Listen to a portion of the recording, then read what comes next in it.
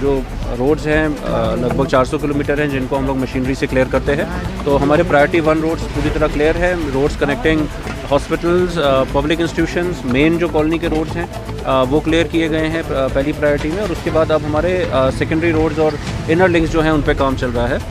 हमारे पास हर एक वार्ड में मशीनरी अवेलेबल है, हर एक वार्ड पे जो मशीनरी है वो काम कर रही है। हमारे रोड्स के अलावा MED जो हैं वो मेजर रोड्स और RNB कुछ रोड्स को क्लियर करते हैं, वो भी अपना काम कर रहे हैं। जो इनर लिंक्स है जिनको मैनुअली क्लियर किया जाता है उसमें हमारी जो मैन पावर है वो डिप्लॉयड है। आपने देखा होगा सुबह 6 बजे से ही 5:30 बजे से 6 बजे से वो मशीनरी और मैन पावर जो काम कर रहे हैं। ख़ास तौर पे फुटपाथ्स और इनर लिंक्स जहाँ पे मशीन नहीं पहुँच सकती वहाँ पे हमारे जो ये मेहनती मैन पावर है वो काम कर रही है। और मुझे उम्मीद है कि जो हमारे इवन इनर लिंक्स भी हैं, जो टर्शरी रोड्स भी हैं, वो दोपहर 2 बजे तक क्लियर हो जाएंगे। प्राइमरी रोड्स और हमारे मेन रोड जो है वो क्लियर है, किसी तरह की कोई दिक्कत नहीं है। डी वाटरिंग स्टेशन फंक्शनल है क्योंकि पानी जमा होने की दिक्कत रहती है। और वो कहीं पे कोई क्योंकि वो अपग्रेड भी हुए थे, उनमें पावर बैकअप भी है, तो इसलिए वो उसमें दिक्कत नहीं है। और जो डी वाटरिंग पम्प्स हैं वो भी हमारे स्टेशन है अलग अलग जगहों पे, जो मोबाइल पम्प्स हैं। और हमारे पास इमरजेंसी के लिए भी पम्प्स अवेलेबल हैं जिनको हम कहीं पे डिप्लॉय कर सकते हैं अगर वाटर इनंडेशन ज़्यादा होता है।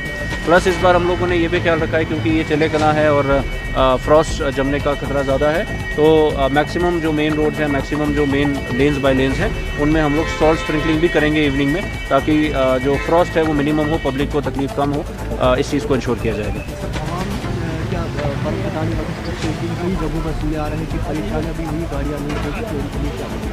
देखें, एक तो हमने कल भी बहुत सारी जगहों पे हमारी मशीनरी गई थी रात में। हम लोग मेन कॉलोनी को अर्ली मॉर्निंग और रात में क्लियर कर रहे थे। वहाँ पे ये दिक्कत आई कि जो व्हीकल्स वगैरह पार्क थी कॉलोनीज़ की, उनको एक गुजारिश है वहाँ को कि वो डेजिग्नेटेड स्पॉट पे पार्क करें क्योंकि हमारी फिर गाड़ियाँ आगे नहीं जा पाती हैं और मैनुअल क्लियरेंस उन बड़ी रोड्स में पॉसिबल नहीं है और उसमें देर लगती है। बाकी उसके अलावा हमारे जैसा मैंने आपको बताया कि प्रायोरिटी वाइज डिस्ट्रीब्यूटेड होती है रोड्स और प्रायोरिटी वाइज हम इनको क्लियर करते हैं।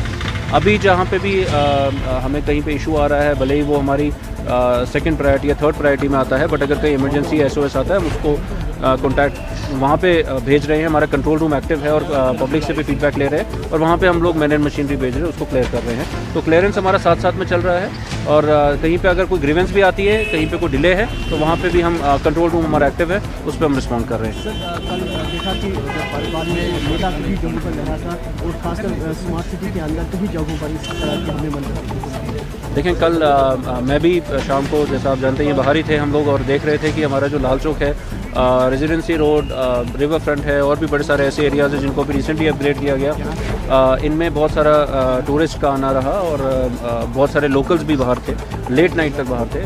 उससे एक तो मोबिलिटी का भी पता चलता है कि स्नो क्लियरेंस भी थी, प्लस साथ साथ में बिजली जो थी, जो स्ट्रीट लाइट्स थे शाम के समय में, वो बहुत ही अच्छा नज़ारा था। स्नोफॉल के साथ साथ जो हमारे स्मार्ट सिटी के प्रोजेक्ट्स हैं वो खिल के सामने आ रहे थे, तो बहुत ही अच्छा रहा। पब्लिक ने भी एंजॉय किया है, टूरिस्ट भी बहुत अच्छे से इसको एंजॉय कर रहे थे। और मुझे उम्मीद है कि एज रिस्पॉन्सिबल सिटीजन्स हम अपनी जिम्मेवारियों को भी निभाते हुए अलॉन्ग विद एडमिनिस्ट्रेशन जो बाकी इशूज़ हैं उसको भी क्लियर करेंगे।